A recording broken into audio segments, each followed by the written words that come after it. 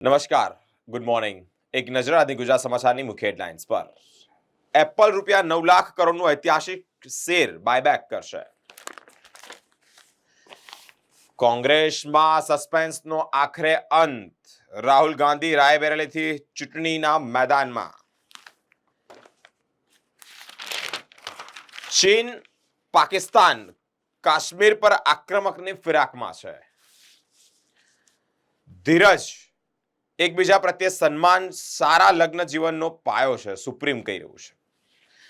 વાયનાડ પર હારથી ડરો નહીં, ભાગો નહીં, રાહુલ ગાંધી પર મોદીનો હુમલો.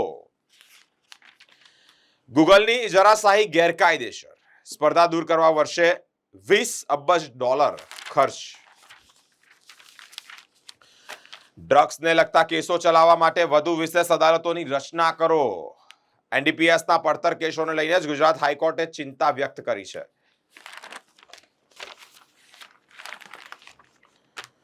લોકસભાની ચૂંટણીને અનુલક્ષીને વડોદરામાં અર્ધલશ્કરી દળોનું આગમન થઈ ચૂક્યું છે. મિત્રો, હવે ગણતરીના દિવસો, ગણતરીના કલાક બાકી છે.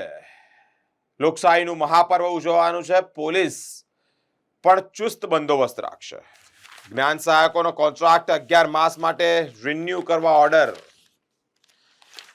તરસાલીમાં શેરડીનો રસ પીધા પછી સસરા વહુના મોત. પોલીસની જાણ બહાર અંતિમ વિધિ કરી નાખવામાં આવી છે.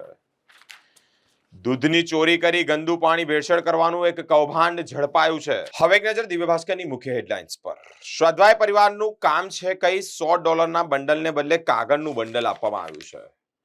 ધર્મના નામે છેતરપિંડી કરનારી જે ટીમો છે તે પણ હવે સક્રિય થઈ છે.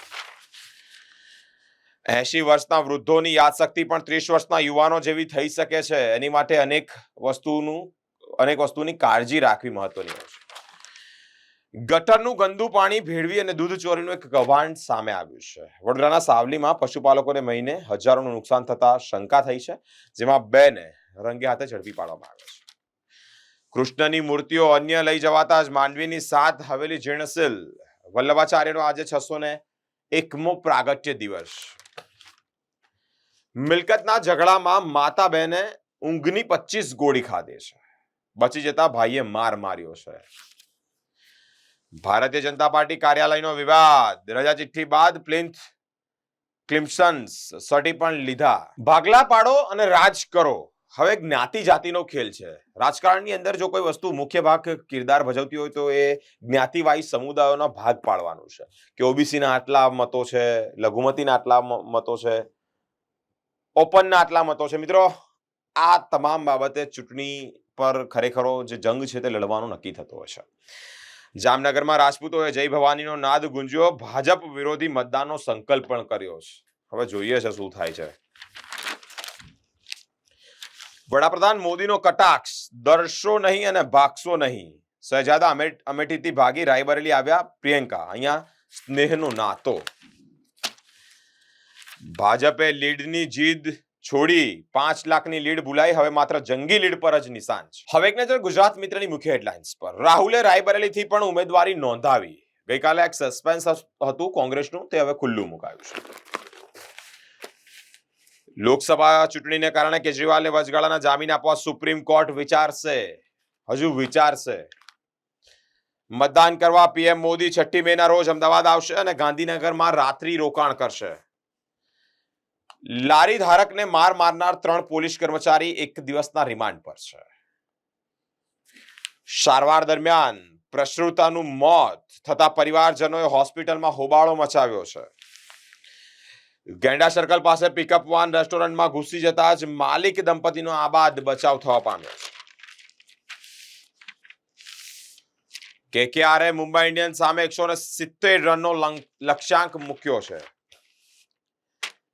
ખેડામાં ધર્મસિંહ દેસાઈને કુલ મતદાનમાં 54% મત મળ્યા છે. એસપી યુનિવર્સિટીના વિદ્યાર્થીઓ સમર ઇન્ટર્નશીપમાં જોડાયા. આણંદ શહેરમાં 4થા માળેથી પટકાતા ડોક્ટરનું મૃત્યુ નીપજ્યું છે. હવે આપઘાત છે કે પછી અકસ્માત છે, એક મોટો પ્રશ્નાર્થ થઈ ગયો છે. વડતાલ મંદિરમાં પ્રથમવાર મજૂર દિવસ અને ગુજરાત સ્થાપના દિવસ ઉજવાયો છે. અનેક જગ્યાની ઉજવણીઓ થવી જોઈએ. પ્રેમ સંબંધ બાંધવા પાડોશી સગીરે સગીરાને લાફો માર્યો છે. દુકાન ભાડે રાખી ક્રિકેટ પર સટ્ટો રમતા 3 સટોડિયા ઝડપાયા છે. હવે એક નજર લોકસત્તા જનસત્તાની મુખ્ય હેડલાઇન્સ પર. રાહુલ ગાંધીએ રાયબરેલીથી બેઠક પરથી જ ઉમેદવારી નોંધાવી છે. અદાણી ગ્રુપની 6 કંપનીએ સીવીને નોટિસ, ટ્રાન્ઝેક્શન અને લિસ્ટિંગ રેગ્યુલેશન્સના નિયમોના ઉલ્લંઘન બદલ જવાબ માંગ્યો છે. ભાજપના ઉમેદવાર ડોક્ટર છે જ નહીં, પ્રચાર દ્વારા ગેરમાર્ગે દોરી રહ્યાના આક્ષેપ કોંગ્રેસ દ્વારા કરવામાં આવી રહ્યા છે. સ્થાયીની બેઠકમાં પૂર્વના પાણીના પ્રશ્ને ચેરમેન અને કાઉન્સિલર વચ્ચે તૂતુ મેમે જેવા દ્રશ્યો સર્જાયા છે. જાઓ ફાંસી પર લટકી જાઓ કહેવું હવે આત્મહત્યા માટે ઉશ્કેરણી ન કહેવાય.